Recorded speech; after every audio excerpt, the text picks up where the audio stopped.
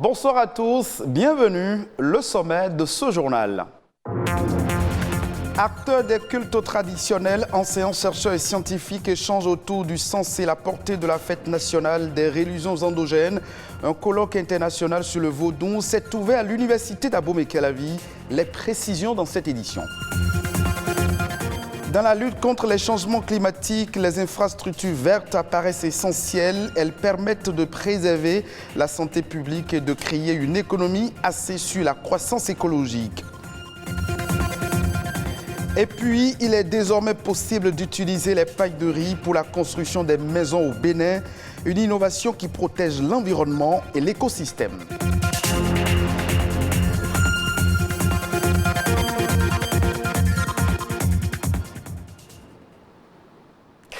10 janvier et après, cette thématique réunit chaque année, et ce depuis 3 ans, chercheurs et acteurs du monde culturel et cultuel du Bénin et d'ailleurs. Cette année encore, l'université d'Abomey-Calavi ouvre ses portes aux scientifiques internationaux. Thème retenu, le vaudou dans un monde en mutation, de la prétention cartésienne à la rationalité mantique. De quoi retourne cette thématique? Rodrigue Babagbeto et Wenceslas Samoïmon ont assisté à la conférence inaugurale. Voici leur reportage. Le vaudou, les religions endogènes de façon générale n'ont jamais eu de droit de jour de commémoration, comme vous le savez. Jusqu'en 1993, il n'y en a pas eu. Et aucun autre pays dans le monde ne célèbre ces religions traditionnelles à une date précise, à part le Bénin. 10 janvier, les gens font quelques tam-tams et on n'arrive pas à comprendre ce que c'est que le vaudou.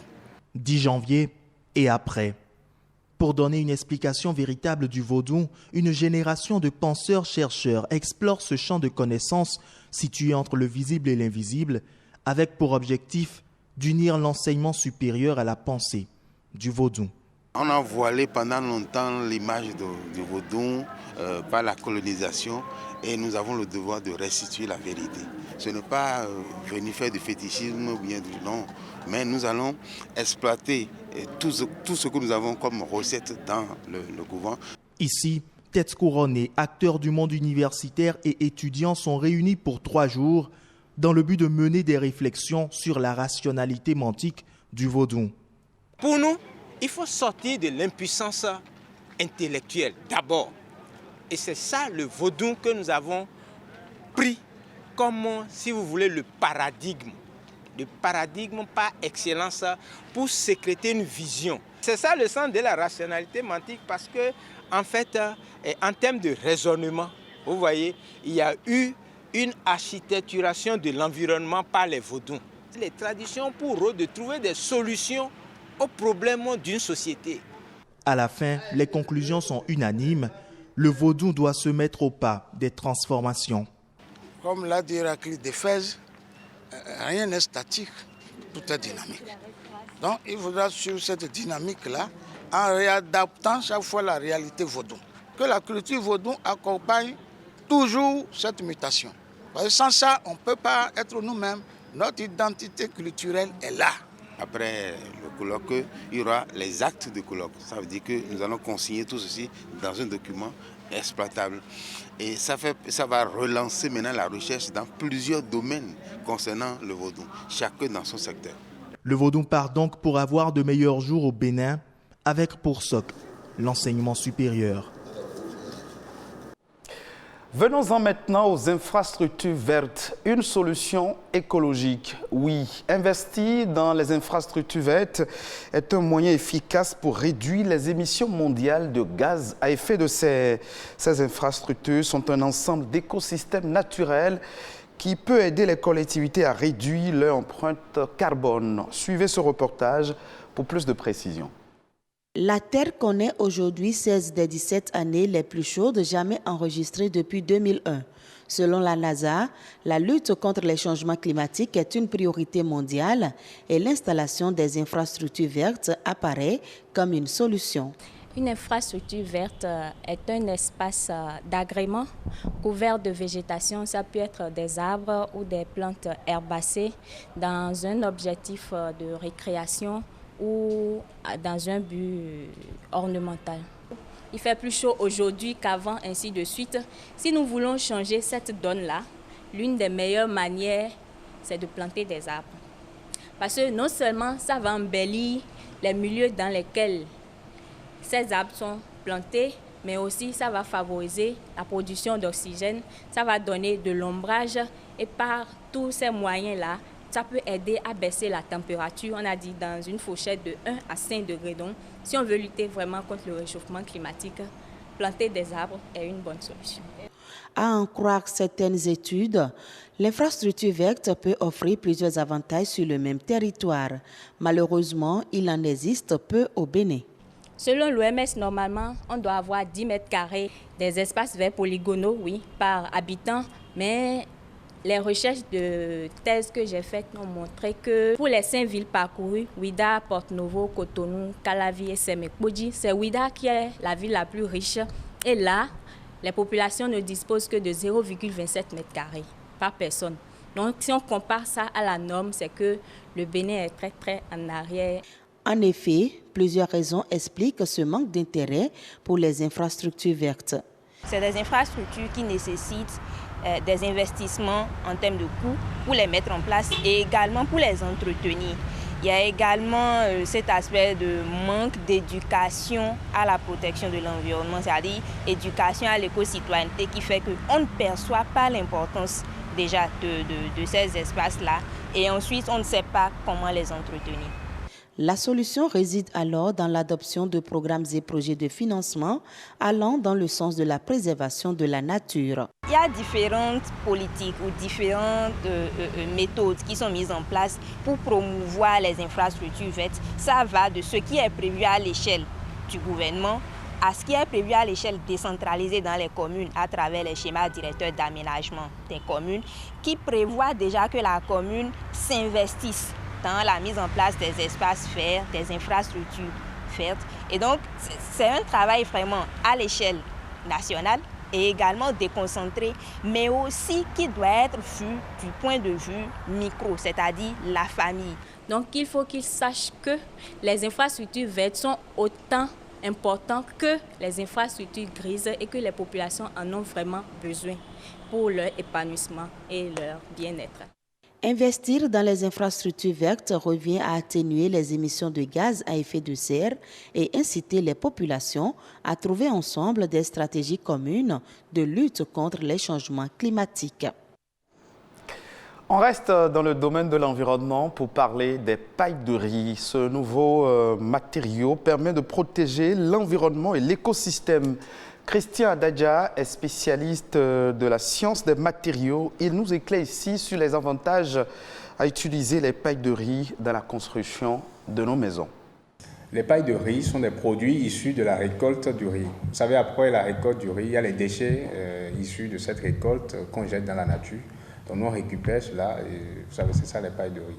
Vous savez, la paille de riz est utilisée de façon ancestrale, déjà au nord de notre pays, avec incorporée à la terre, pour construire les greniers de stockage de céréales qui tiennent bien pour 50 ans, 60 ans, 70 ans.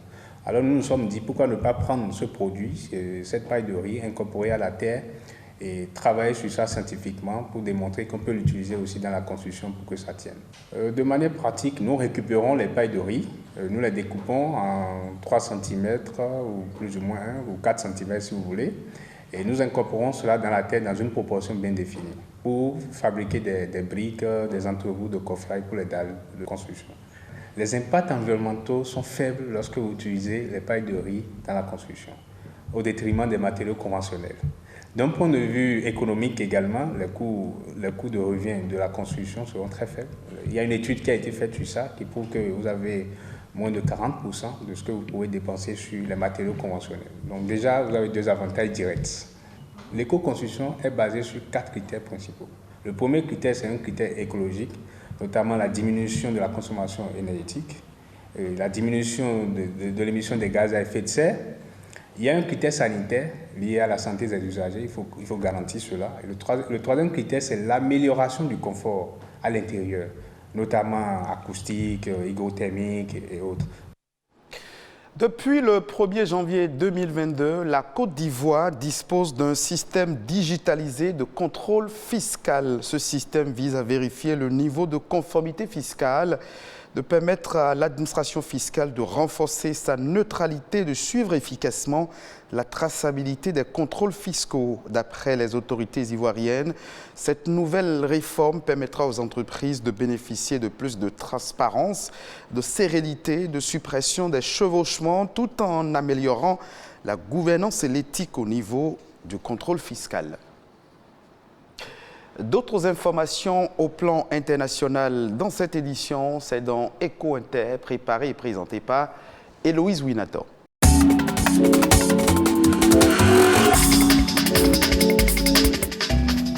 C'est une première africaine. Une usine de vaccins anti-Covid fabriquée entièrement sur le continent a été inaugurée le 19 janvier 2022 au Cap, en Afrique du Sud. L'objectif est de produire un vaccin de deuxième génération, un vaccin fabriqué en Afrique pour l'Afrique et exporté dans tout le monde entier. Une déclaration du bailleur, le milliardaire de biotechnologie Patrick Soon-Shiong. Les premiers vaccins seront produits cette année et le site devrait atteindre 1 milliard de doses par an d'ici 2025. Un collectif de millionnaires appelle à taxer les plus riches pour financer les vaccins et la lutte contre la pauvreté à travers le monde. C'est une lettre ouverte publiée le 19 janvier dernier.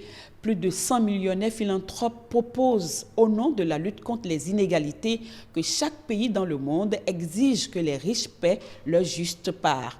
Leur objectif, taxer les plus riches qui ont gagné beaucoup d'argent avec la crise sanitaire. En effet, selon un rapport de l'ONG Oxfam, la fortune des milliardaires a autant progressé en 19 mois de Covid-19 que lors des 10 dernières années, alors que le reste du monde s'est appauvri, ce qui permettrait de rapporter chaque année 2 520 milliards de dollars. Palladium et platine, voilà les deux métaux de l'avenir, deux métaux indispensables et recherchés en raison de leur utilisation dans la production de l'hydrogène et aussi dans le secteur automobile. Leur prix ne cesse donc d'augmenter et ce depuis 3 ans. Face aux perspectives d'une hausse de la demande, l'offre aura du mal à suivre. Le palladium et le platine sont en effet d'une grande rareté. On les trouve majoritairement d'abord en Afrique du Sud et puis en Russie. Ces pays assurent à eux deux entre 75 et 85% de l'offre mondiale. Demande en hausse, offre restreinte.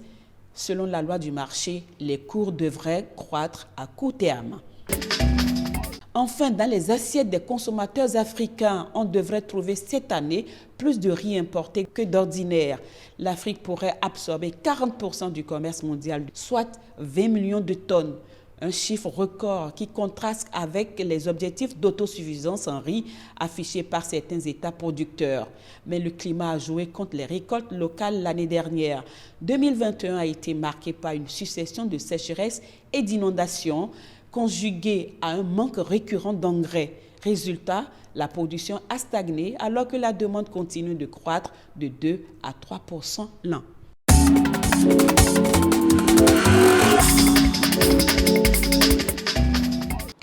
Ce sera tout pour ce journal que vous pouvez revoir sur le www.ortb.bj.